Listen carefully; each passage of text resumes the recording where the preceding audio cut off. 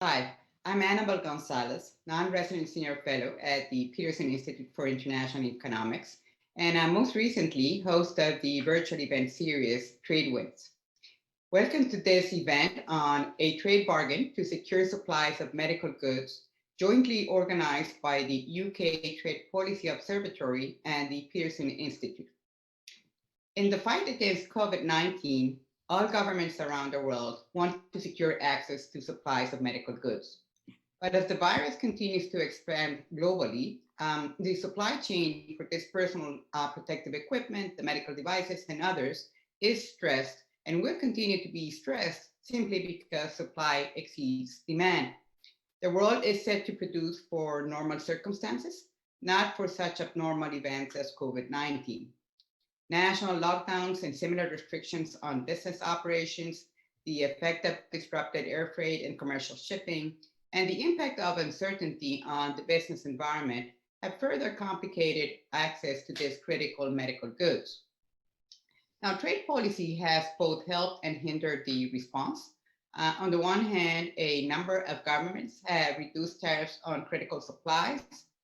Some have instituted green lanes to facilitate the import and release of certain critical goods, and some are facilitating access to technical standards and expediting approvals. On the other hand, countries have adopted export restrictions, including export bans, on critical medical supplies, contributing to exacerbating the problem. And these practices hurt not only importing countries, but also exporters, as they raise prices, discourage investment, and expose countries to retaliation. The world's poorest countries are extremely vulnerable to such protectionist practices.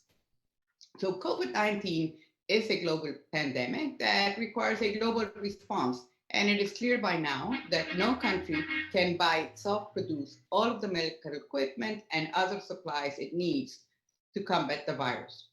An alternative is clearly needed for trade to play its role in the fight against the pandemic. So the question is there a trade bargain to be had to secure supplies of medical goods? And if so, what would this bargain look like? And what could it realistically encompass? So our speakers today have thought a lot about this topic. They are Simon Evenett, who is a professor of international trade and economic development, an MBA director at the University of St. Gallen in Switzerland, and coordinator also of the famous Global Trade Alert. He is an associate fellow of the UKTPO. We also have Alan Winters, who's a professor of economics and director of the UK Trade Policy Observatory at the University of Sussex, and a leading contributor to the debate on Brexit. He was chief economist of the British government's Department of International Development, DFID, from 2008 to 2011, and director of the Development Research Group of the World Bank from 2004 to 2007. And last but not least, we have Chad Bown, who's the Reginald Jones Senior Fellow at the Peterson Institute for International Economics since March 2008, when he first joined Peterson as a Senior Fellow in April 2016. Chad previously served as a senior economist for international trade and investment in the White House on the Council of Economic Advisors. And with Samaya Keynes, he co-hosts Trade Talks, a weekly podcast on the economics of international trade policy. I have to confess, my favorite. So Simon and Alan will first discuss their paper, A Trade Bargain to Secure Supplies of Medical Goods. Then Chad will come in to comment on the proposal, and I will follow up if there is something new to add. We will then open it up for questions and comments from the audience, so please get ready to come in. So Simon, let me turn it over to you now first. Thank you, Anabel, and thank you for setting up the discussion so nicely. Alan and I are going to argue that there is a trade bargain to be had, and we're going to argue that the unilateral trade measures that we've seen since the beginning of the year in medical goods actually set up the basis for that bargain. I'm sure the government's never intended it to be that way, but an unintentional consequence of all of this unilateral frenzy that we've seen, both on the liberalizing side and on the restrictive side, is what hopefully will lay the foundations for a bargain that can help secure more medical supplies in the future. And we'll try and explain the logic of that. So let me start by talking about the good news over the past half a year or so. And that is that we've seen a huge number of countries react to the excess demand for medical goods and medical supplies by liberalizing their trade regimes, by getting rid of tariffs, by getting rid of sales taxes on imported medicines and alike, and by facilitating trade. And we see almost 200 import reforms that we've been able to document since the beginning of the year, working in conjunction with our friends at the World Bank and the European University Institute in Florence. Now, the good news is we've seen such a huge amount of reform, and the map on the left shows that. The bad news is that a lot of that reform has been, or is temporary and has been rolled back, and we are going to expect another quarter of those reforms will lapse in the second half of this year unless some type of trade bargain is undertaken. Many governments have announced days when they're going to, the date which they're going to withdraw these trade reforms, and that's how we figured out what's at risk here. Some of the reforms are expected to go on until next year, but perhaps at most half of them. So what we have then is an impulse to liberalize trade, which is good, but it's not being locked in. That contrasts with the dynamic we're seeing on the export curb side, which is that we've seen 183 of them be put in place since the year began on medical goods and medical medicines, so on masks, on ventilators and alike. And what we found is that while some of them have been removed, and indeed June was a great month for seeing export curbs phase out, there's not much more in terms of phase out that we're expected to see for the rest of the year based on current announced government plans. So we have an interesting and worrying dichotomy. Half of the reforms that we've seen in medical trade have either been phased out or will be phased out this year. And when it comes to export curbs, for sure, some of them have been phased out, but not much more will be phased out in the rest of the year. And so the question that Alan and I thought through is, could there be a trade bargain which takes advantage of or builds on these two unilateral dynamics that we've seen? Now, what we have in mind here is not your traditional binding trade deal that you might do in a regional trading agreement or in the WTO, because they take far too long to negotiate, and the problem is now we need a solution now. Furthermore, that we're not talking about the traditional trade bargain where one country promises to lower its import tariffs or import barriers in return for another country lowering similar barriers. Instead, what we have in mind is a different type of reciprocity. And so what the quick relief trade bargain we have in mind works as follows. In return for countries which are exporters qualifying their use of export controls on medical goods and medicines, importers, or maybe net importers, will lock in any tariff cuts and other import reforms that they've done for 5 years. And so what we would have is a commitment then, essentially, to keep some of the flow of exports going, even if we have a flare-up of cases in the future, and the importers would guarantee that market access would be better than it was before the pandemic kicked in. The value of this particular bargain is that it helps reduce two types of trade policy uncertainty: the risk that tariffs will jump back up again, and the risk that exports will be cut off through a ban or from some other type of control. Now, one of the things we know for sure in the analysis of trade flows is that this type of trade uncertainty is a known reducer of trade and of investment. And so in signing up to this bargain, if enough governments do this, we can reduce the amount of trade policy uncertainty in these critical goods. Now, the way that this would work is that these principles would be announced by countries which want to take this step forward, and other countries could choose whether to adhere to them. So governments could take it or leave it. And so there would not be this long-winded, as I said, negotiation. There would not be some elaborate dispute settlement process. This would be a bargain which seeks to limit uncertainty. Alan will give you some ideas about, or give you some explanation as to how this will work in detail, but let me leave that seed with you there. To have more medical supplies shipped around the world to where they are needed. And one of the big enemies of such shipments is trade policy uncertainty. And that's a problem that could be fixed in the short term. Alan, over to you. Thank you very much, Simon, and thank you very much, Anabel, for inviting us. So, yeah, the beef in this proposal really is some curb on the extent to which export bans can be used. That's the innovation. And so we spent a little bit of time trying to define what we mean by export bans, or in the conditions that they must face. First, they have to be proportionate to whatever they're seeking to solve. We're not suggesting that export bans be completely banned, completely abolished, because we don't think that's particularly realistic.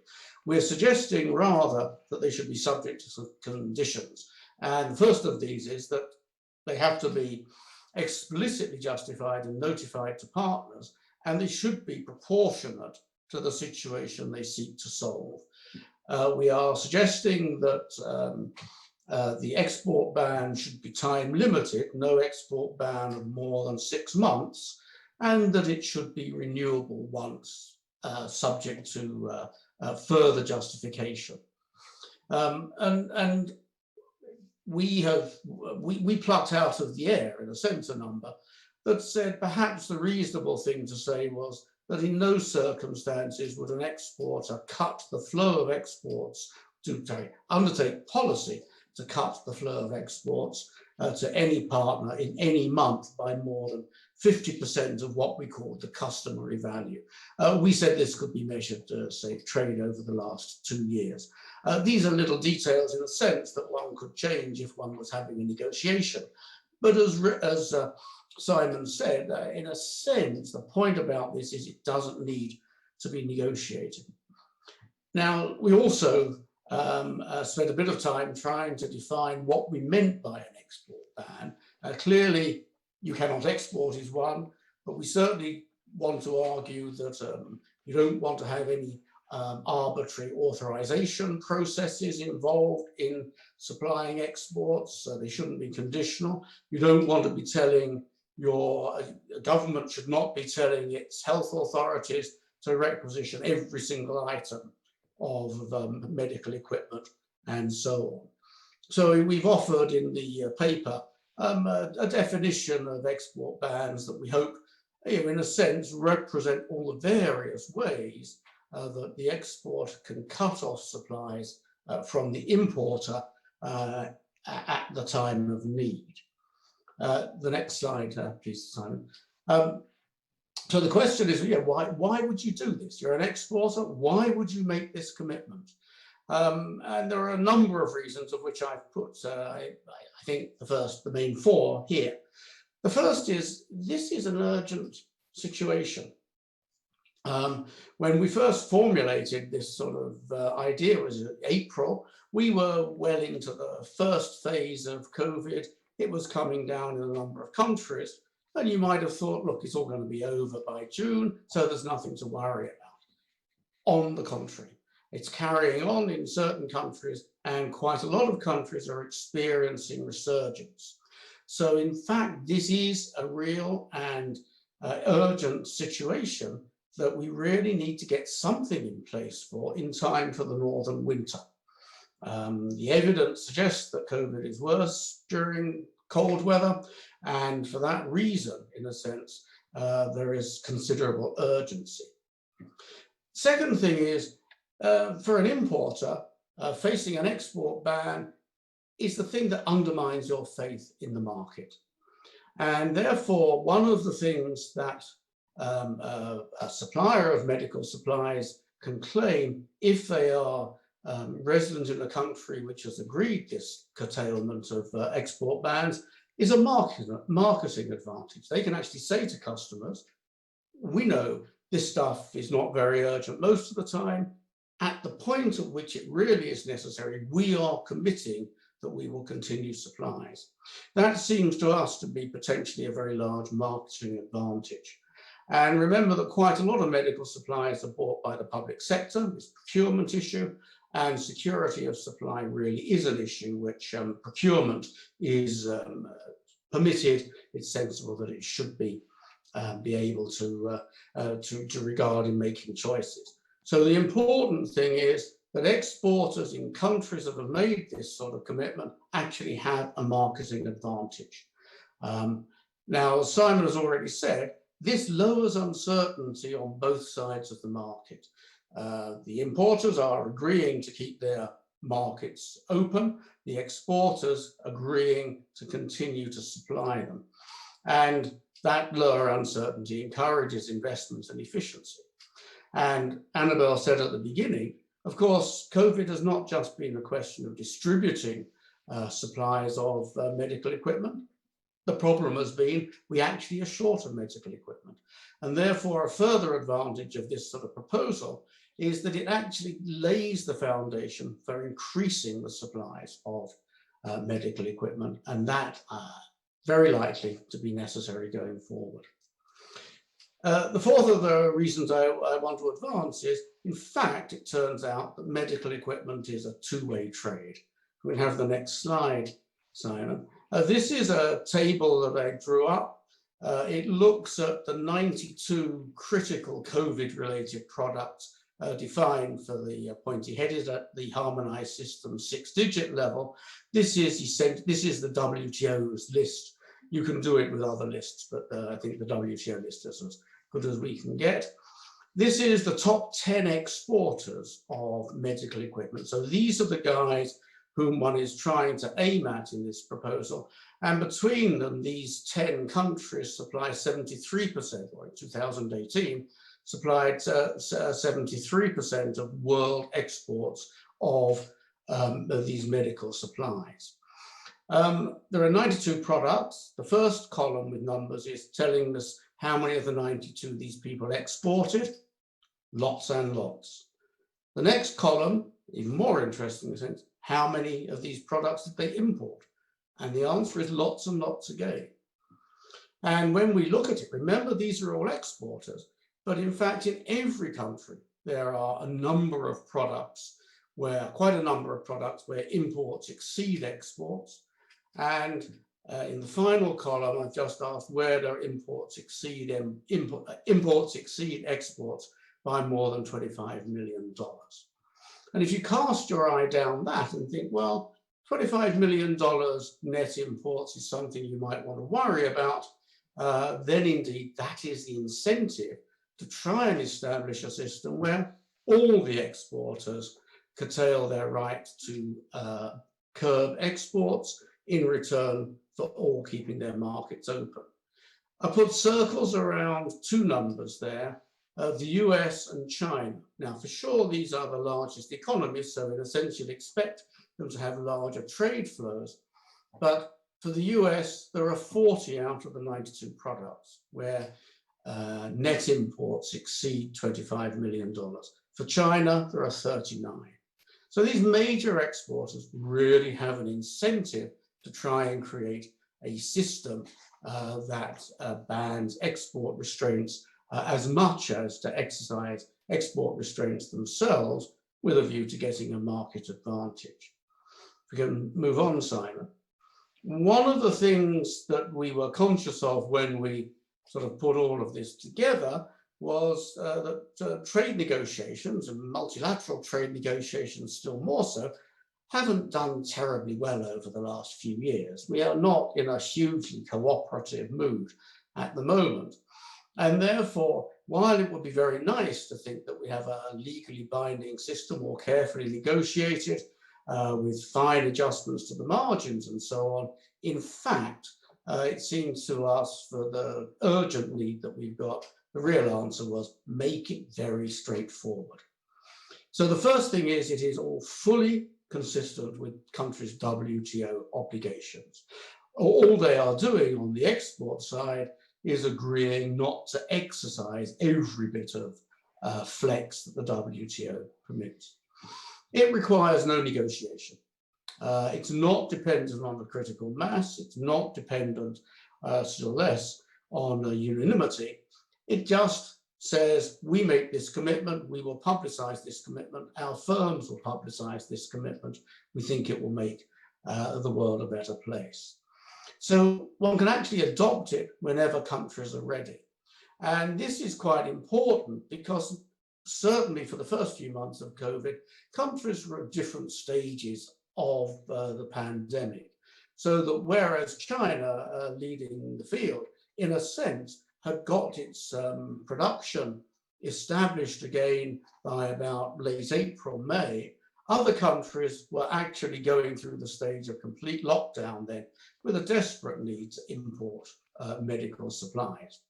When they come out of it, or when they have come out of it, then they start to ask, well, now we've worked very hard to establish capacity, where are we going to sell this stuff? That's the time that they are most anxious to contribute to the weight behind getting importers to keep their markets open. We've also made it time limited. We've suggested you don't have to sign up forever. We've suggested a 5-year limit. And that, in the sort of best traditions of the GATT and other multilateral trade, is, in a sense, suck it and see. Let's see how it goes. And if it's not embarrassed us over the last 5 years, then maybe we'll roll it over. And then finally, we are making this essentially a unilateral statement. But that's not to say that we think the problem is just unilateral. It would be much nicer to think that one had a formal agreement with some sort of dispute mechanism. And maybe if there was a willingness, say within the Ottawa group or Ottawa group plus a few, to actually talk about these things, we would suggest agreeing straight off to our proposal would make a lot of sense as a sort of early harvest on getting some more formal agreement. And then finally, a little dream in a sense, maybe this is the little baby step that could give cooperation in trade issues a good name rather than the bad name that it has in quite a lot of capitals at the moment. So that's all I've got to say. I'll hand back to Chad or to Anabel.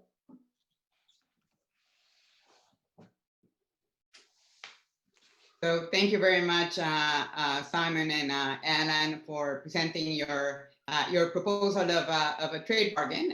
So Chad, over to you now for your comments, please. So first, let me say congratulations to Alan and Simon for putting this together.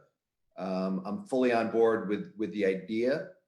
I think it's obviously timely and needed, and it makes a lot of sense. And so I'm going to offer up a number of comments and questions, but I want them to be interpreted as, let's flesh this out and let's make this happen. Here are some of the hiccups that I see might arise along the way. What do you have in mind? How can we overcome some of these things? And for anybody on the session who doesn't know, there's nobody who's been tracking the day-to-day of this more than Simon. And we owe so much to Simon for putting together the database of what governments and countries were doing from the early days of the crisis. That's helped shed light on the priority needs of this issue. So thanks to both of you for doing this. I guess the first question that comes to mind is this just theory, or can we get this to work?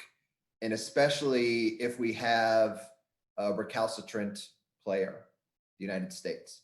So is this possible to work if the United States is just not interested? Can we get the incentives align for everybody else to want to do this, even if there's a major player out there that is just unwilling to come to the table? Should we allow the United States to hold back what's good for the rest of the world, even in the absence of the United States? What hurdles do you see happening there? Is it still possible? Second, you said that we don't need to build out a full-on, dispute settlement procedure, right? Get the lawyers involved and all of this kind of stuff. But it probably is worth thinking a little bit about what happens when somebody reneges. And because if you don't think that through, and that's one of the beauties of dispute settlement, as we have come to observe, right? The retaliation that comes out of dispute settlement is limited and targeted in and of itself. And so if we can think about situations as you have where governments are going to temporarily need to move away from their commitments, the 50% that you indicated, how are trading partners going to be permitted to respond? And should we set up some guardrails there to make sure that the whole deal doesn't unravel because of what may be an extraordinary shock somewhere that needs them to temporarily do export curbs or something like that? How should we think through that? I think a big part of this, and maybe you could get additional traction for it, is if you added in a piece about transparency.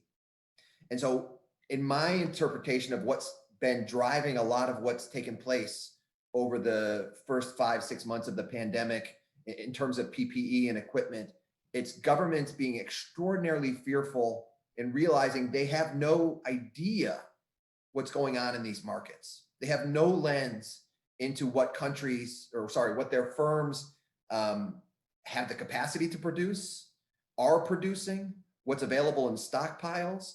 And to my mind, this is very much reminiscent of a period where I know both of you worked as well back, during the food crisis of 2006, 7, 8, 9, 10, 11, where we had export restrictions emerge during that period. A lot of it unfounded, unnecessary, but a lot of it was just out of fear. Governments not knowing what kind of, there were legitimate, food price spikes and shortages. But what has helped resolve some of that is just providing more information. So the AMIS system that was the G20 developed in agriculture. In my mind, we need something similar today to convince governments that there is production capacity out there. This is what's being transacted. These are the stockpiles that are available. You can trust exposing yourself to international markets. You don't need to think that you need to produce all of this, for yourself right now. So I think over the long term, we're going to need that as a solution. And so if you can build that in now as well into your framework, that might help. Other sorts of issues, though, I think, as we've seen, lots of countries are throwing money at this problem. And let's separate out vaccines, but just focus for a minute on PPE and ventilators and those kinds of things. We've seen a number of governments subsidize production of these things, especially China, but other countries as well. What happens when we start to see so much of a number of these products that you start to see countervailing duty, anti-subsidy cases emerge, right? I know that'll be a great problem to have, that we actually have so much oversupply of these things that there are no shortages whatsoever. But I think that has the possibility of distorting markets and creating disputes as well. And in a sense could undermine some of the certainty gains that I think you're trying to lock in here. Do you want to at least acknowledge that governments should be allowed to have the capacity to still subsidize, to build in these, surge production capacities that are the, kind of the flexibilities, the escape valves that might make them more willing to sign up to an agreement on tariffs and export restrictions, right? Again, that's particularly tailored to this. Procurement, do we need to worry? I haven't thought through all of this, but obviously this is a big component. Are there any incompatibilities with the government procurement agreement? Things that you want to link to there? And then I guess lastly, and going back to this issue on enforcement, one of the ways that I think at least I interpreted what happened in Europe in the Commission, but also in the United States when they invoked the Defense Production Act, and initially had this really draconian threat on 3M that said, you aren't going to be allowed to export respirators to Canada and Mexico, was in both instances, governments had to back off when they realized their vulnerabilities to being cut off from inputs, right? The critical supplies that they needed to be able to produce, in the United States case, it might have been pulp from Canada. In the European case, it might have been, motors or equipment, inputs for ventilators that were coming from Switzerland or from other areas of non-EU member states. that actually has helped to keep markets open. And so I think part of the issue is if we limit it too narrowly, maybe I haven't seen the full list of your 92 products, but you want to make sure to have some inputs there, because that could ultimately be some of the enforcement lever needed to make sure that governments stick by any commitments that they might take on both the tariff side and on the export curb side. In any case, just a number of ideas out there, things to think about. But again, just to reiterate, thank you for putting this together and for pushing this forward. And I think there's nobody that's more supportive for what you're trying to do than I am. So thanks. Thank you. Thank you very much, Chad, for your comments on the proposal. Let me say that I'm also a great supporter of this proposal. I do think that it presents a pragmatic, quick, feasible option for actually taking advantage sort of of the best of conditions that are happening today amid all the negative that is going on in this area. So I just want to make two comments on it. One is to sort of rally developing countries behind the proposal. And then a second one is really to bring my concern around the government procurement and localizational requirements or investment incentives that are popping up, which may erode sort of like the basis for having a proposal all together. So on the first point, as I was saying, I have been making the case, and I think this proposal actually provides a very good rationale for it, that there are very strong reasons for developing countries to immediately grab and actually promote a trade bargain like this. And I'm just going to focus on three reasons, which come out really of the work that the WTO has done in terms of identifying where is it that these goods are actually made. So, and I think Alan was referring to this. First, there are 10 exporting countries: Germany, the US, Switzerland, the Netherlands, Belgium, Ireland, China, France, Italy, and the UK, that account for almost 3/4 of world exports of medical goods. Then you also have 10 countries, which are roughly the same. One or two may differ, but they're roughly the same, which account for nearly 2/3 of world exports of protective gear, of the face mask, of the hand soap, of the sanitizer, of the goggles, protective goggles, and everything. So basically 3/4 and 2/3 of the things that are needed are exported by 10 countries. If we look at detail, China supplied 25%, we know, of the world exports of face masks last year. And basically 4 countries, Singapore, US, Netherlands, and China, export more than half of the world respirators and ventilators. And moreover, if you go to the individual lines, it mostly happens that the top 3 countries exporting medical products that are critical for the pandemic supply between 65% and 80% of total world imports of those products. So I think these numbers very clearly show that any restrictions on exports risk leaving most of the world without access to vital supplies, with catastrophic consequences, as we have seen. So to me, this is really a very powerful message that most developing countries, and certainly the poorest among them, should, as I said, rally behind the proposal like the one presented here by Simon and Alan. And if my colleagues from Africa, my colleagues from Latin America, from South Asia would ask for advice, I say not only should they go for this, but they should actually try to over time move it to the WTO context. So that is, what I think about, the importance of the proposal. Having said this, I am very concerned that, the proposal, and this is indicated in your paper, Alan and Simon, you indicate that, your starting point is the realities of today, which is, I guess, what it has to be. Basically that, we rely on cross-border supply of COVID-19 related medical supplies, and that, there's international nature of the supply chains that currently deliver those supplies. And this is where we are today. But we also know that governments across the world, particularly in some advanced countries in particular, are aiming to change the starting point by bringing supply chains back home and avoiding reliance on imports. And this is presented as a means to achieve greater resilience of supply chains, which I think we know it's not the case, but this is how it's being presented. And just yesterday, and this is just for illustration, I was reading the plan presented by one of the candidates in the U.S. presidential election, Mr. Biden, to rebuild U.S. supply chains and ensure that the U.S. does not face future shortages of medical equipment.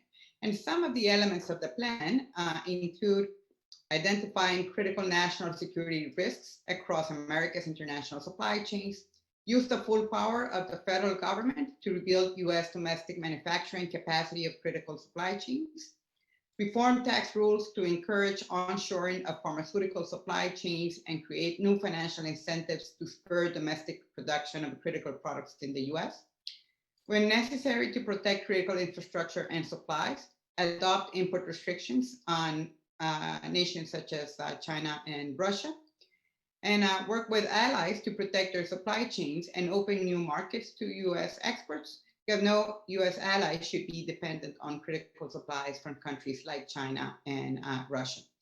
And I just bring this as an illustration. I think that by no means the U.S. is alone in trying to reconfigure supply chains on medical supplies. So I wanted to ask you whether you have any ideas on how to address this, because potentially, this could be a major hurdle for such an important proposal as the one that you have presented. So let me maybe stop it here and give the floor to Alan and Simon to see whether they have any initial reactions to the points made by Chad or myself. And let me also tell our audience that after Simon and Alan have a chance to speak, please feel free to come in. You just need to raise your hand and unmute yourself, or if you want to present a question in the Q&A function, that's also that would also work. So Simon, Alan, should I bring it back to you?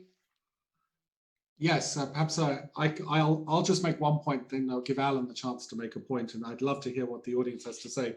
Thanks to both of you for such a constructive set of comments, which we definitely will work through. My one point really builds on what Chad said about the need for transparency here, not just in where goods are being produced, where it's being shipped, but of course also in government policy itself. We need a system of transparency here, which is not too different from what we had in AMIS, which was developed in response to the food crisis a few decade or so ago. Why do we need this transparency? Because essentially the big discipliners in this particular mechanism are not going to be governments putting tariffs on each other, but largely they are the buyers of medical goods. And so if a firm is in a country and that government of that country decides to put in place an export curb, it's going to be the buyers of medical goods in other countries who are now going to know that exporters from the country that's put in place the export control is no longer such a reliable supplier. And precisely because, as Anabel said, production is so concentrated, this will actually provide a commercial edge to the exporters in countries which do not use export controls or refrain from using them in a way that departs from our agreement. So I think transparency is critical for triggering the incentives, and the incentives are going to largely come through the buyers of medical goods. So it's a different type of incentive mechanism. And of course, the incentive to encourage governments not to raise tariffs on imported medical goods will come from hospitals, doctors, the populations themselves. So that type of, I think, pushback from domestic populations is probably what will be the strongest factor here. I was very much struck back in March when I started posting maps of the variation in tax on import taxes on soap, how much pushback this got. The idea that governments were taxing soap at a time like this was something that everyone understood was totally counterintuitive. And so I think here are the special circumstances of this sector. The incentive mechanisms might be different from those, but they do rest on transparency. And that's one of the many points that I want to thank Chad for. Thank you, Simon. Alan, you have to unmute yourself.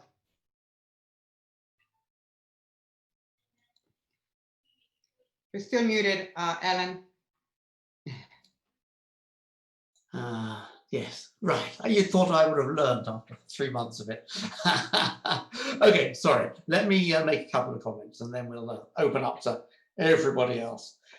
So, I mean, I think Anabel's point about developing countries is really important. But I think we don't want to, I mean, and certainly I very much hope that they will sign up. And indeed, some developing countries, including your own, Anabel, are significant exporters of some of this equipment. I noticed when I glanced at the data, Costa Rica sells, is that 20% of world exports of needles and things in that heading? So, you know, so developing countries also have a role as exporters, but they are importers. We ought to be very concerned about the supplies that they have. However, we think that the important incentive, in a sense, comes from the exporters themselves more than what should we say, an aid-driven development angle. So while I'm entirely in agreement with you that we actually do need a dimension to look after developing countries, it's not the thing I think that is going to get urgent and immediate attention from these large exporters, or at least for most of these large exporters. I think the comments you made about governments trying to repatriate their supply chains, I think this is clearly a danger far wider than just medical goods. It seems to me that at least part of the point that we need to make is that the inefficiency of having even 50 countries producing significant amounts of these bits of medical equipment is going to be very inefficient. We don't have an estimate of that, I'm afraid, but one doesn't need a great deal of experience to work out that at least in a number of these products, it's just going to be horrendously inefficient, not only in terms of costs, but in terms of quality of goods. So the British government tried to stimulate ventilator production, and if I can be frank, made a pig's ear of it. We actually got nothing out of this at all. We did hear from Medtronics, who put out some of their IP and said it had been downloaded, I think, 250,000 times. But in fact, most countries discovered that even with this very simplest of ventilator or ventilating machines, it's not a proper ventilator, the simplest one, 500 parts, most people found they couldn't make the thing. And I think that's the sort of message that we need to send. And it redoubles the importance of having an efficient allocation of the production and a commitment to supply. Export restrictions actually will be the death of world trade. It won't be tariffs. It will be when countries come to believe they cannot rely on getting the supplies from abroad. So I do think that one needs to sort of argue sympathetically. We understand they're in a panic. I think the point that Chad made, that part of it is a panic based on ignorance. And there's a very strong case for saying, no, we do need to have not only transparency as far as policies are concerned, but information about who's producing what and where, and I suppose with what. And I think the point, I think you also made the point, Anabel, let me make one last point.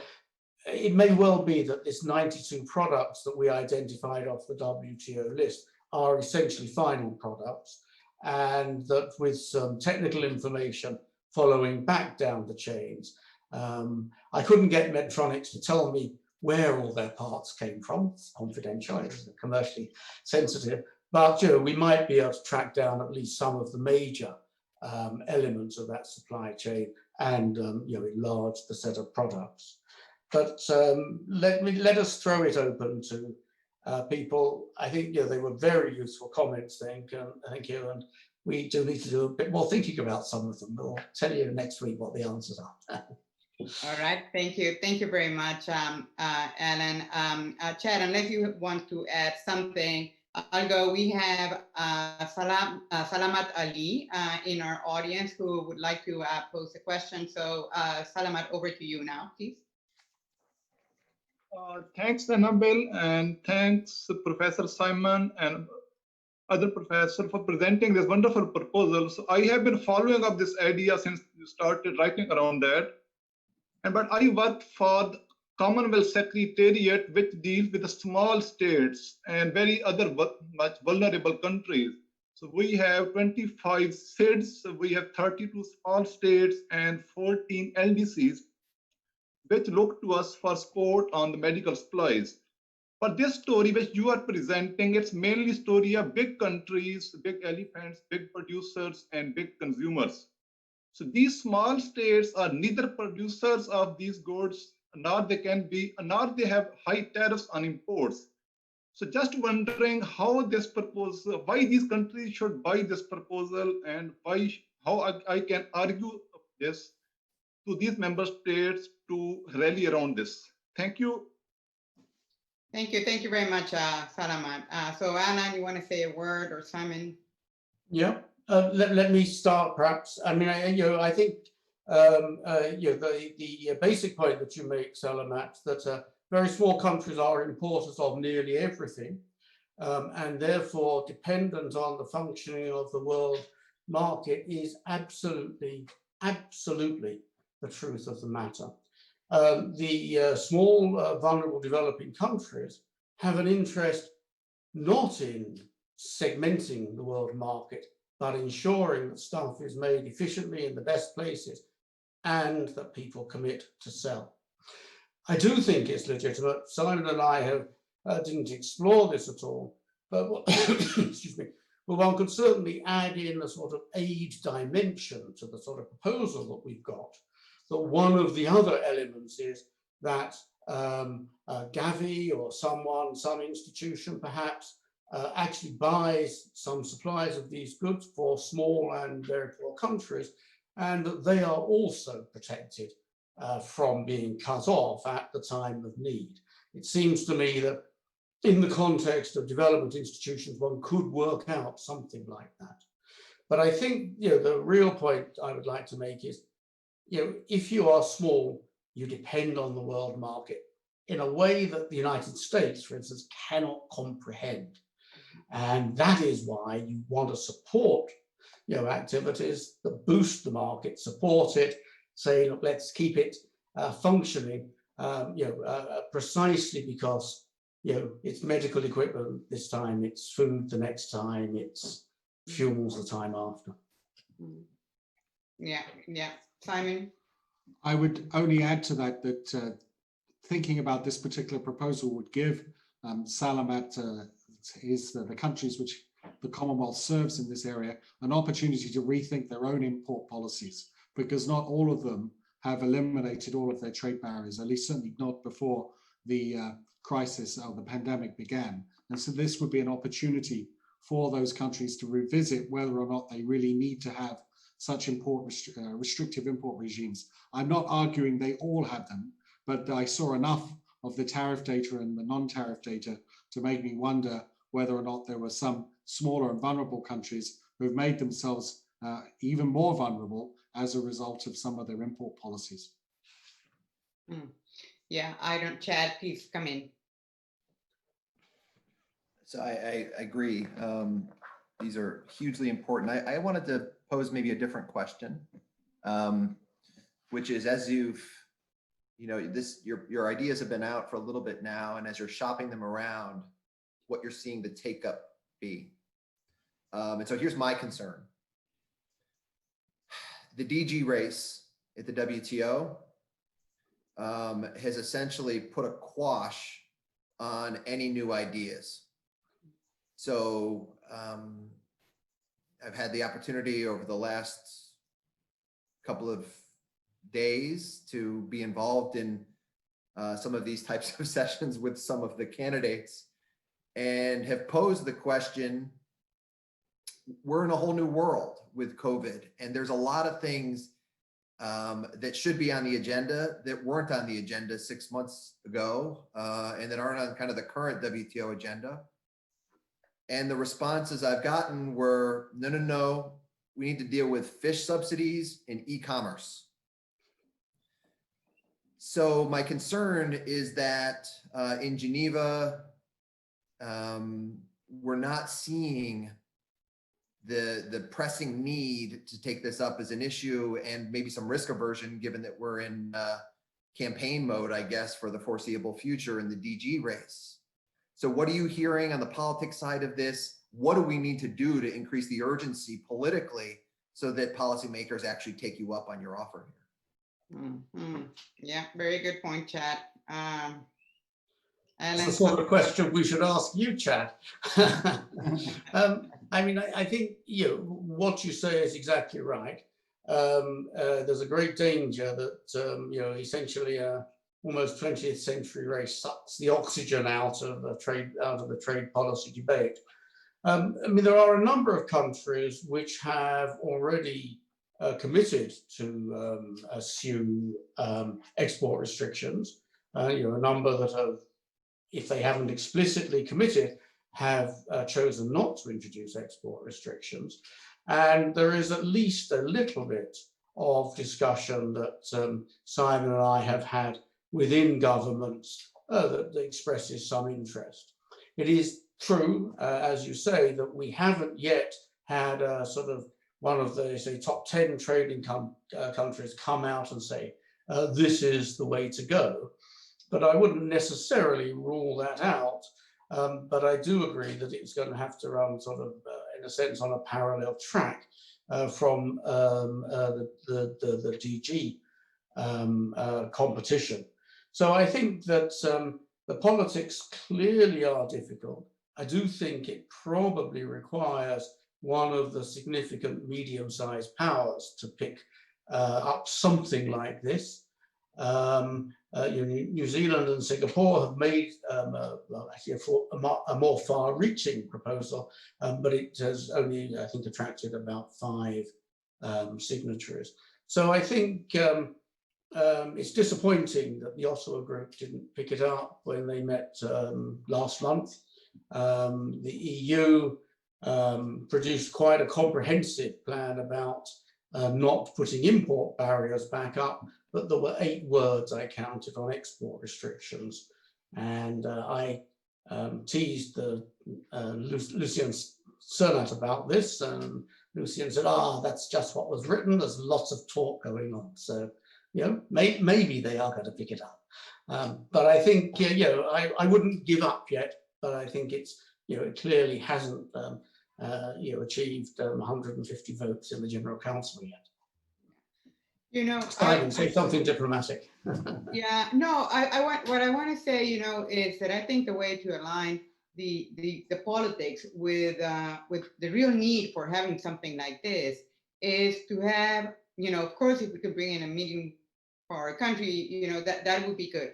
But there's also some power in numbers. And the reality is that the great majority of countries are importers. And some of them may have gone out and put import restrictions just because they don't know, export restrictions, just because they don't know any other way to sort of try to, get a hold of some of these devices. So, in my own country, in Costa Rica, and you were mentioning it, Alan, Costa Rica produces a lot of medical devices. There's no export restrictions on that. But the country the government introduced restrictions on protective equipment, not because it's produced in the country, but because they didn't want importers who had imported those products to search for buyers elsewhere that would pay for a higher price. So these were bans on imports, not on domestic production. And I guess, the answer to that is, well, how can you rely on the market? And that's the question. You've been referring to that. So to me, if you go back to countries in Latin America, in Africa, in South Asia, who do not produce this kind of things, who are not producing respirators, for example, and somehow if there is, I guess you can make a strong case to say, well, this bargain is actually better for you than your own option of, just trying to hoard on whatever, very small amounts of masks or protective equipment that you may have. You may be better off, and aligning the numbers of importers of all this stuff. I think with this idea could make it a priority. Maybe not in the context of the DG selection process, but immediately thereafter. And maybe this should be, and I personally think that this should be one of the priorities of any person coming into the job, because as Chad was saying, COVID changed the world. It's not the same as before. Anabel, maybe I can just add here that I think the argument will live and die, and it'll be fought in national capitals first, and then perhaps in Geneva once there's some bandwidth for thinking beyond the DG's race. And I think what gives me some degree of optimism is that during this first wave of COVID, we've seen, let's just put it diplomatically, lots of experimentation and different types of policy mixes, many of which have not worked. Okay, and so I think the reflexive responses that we began to see in March and April and May are things which have not been seen to work. And I think this should be used by the advocates of a deal like this, which reduces trade policy uncertainty, to say, look, we know what doesn't work. Now let's try something which is a bit more tied in with at least some strong incentives built in to increase production and distribution of goods. So I think the fact that we come after this first wave of experimentation is something that artful policy entrepreneurs in national capitals should capitalize on. I think this is very well said, Simon. We're getting near our time. I just want to check whether there's any other comment from our audience, or whether any of you, Chad, Alan, or Simon, would like to say a final word. I think the only thing that I would conclude on is to just reiterate that very point that Simon made. In the United States, we are reliant on a lot of this medical equipment. But in a sense, that's been amazing, because we've had parts of the country that we've had to shut down, and which may have been the very areas where if we were self-reliant, we would have been producing that stuff. So the fact that we have the ability to import it, and that we do have countries that are shipping it to us, is a fundamental resiliency of the existing trading system that I think we need to constantly remind policymakers is a feature of the system and not a bug. And I continue to look for examples in the United States context to try to explain how when we've relied on domestic supply chains for things, we've run into problems, whether that was meat packing or food. Nobody's fault, but these things happen at the domestic level as well. There's nothing just about international trade that makes it worse. And in fact, there's a lot of aspects of international trade that actually make it better. So I think we need to, even build upon the proposal that you have here and suggest to everybody that this is a diversification strategy, that this is the way it should be done, that this isn't a bug, it's actually a feature of the system. So very well said, Chad. I think, trade is really part of making a country resilient to this abnormal events, be it COVID-19 or others, because it's really the way it works. So with that, I think we're going to bring our event to closure. Many thanks to Simon and Alan for putting out this great proposal, and I hope that you continue to disseminate it widely. Many thanks to Chad for some great comments on the proposal as well, and to you in the audience for joining us. On the behalf of the Peterson Institute, and if I may, of the UKTPO, thank you very much. Goodbye. Thank you very much. Thank you.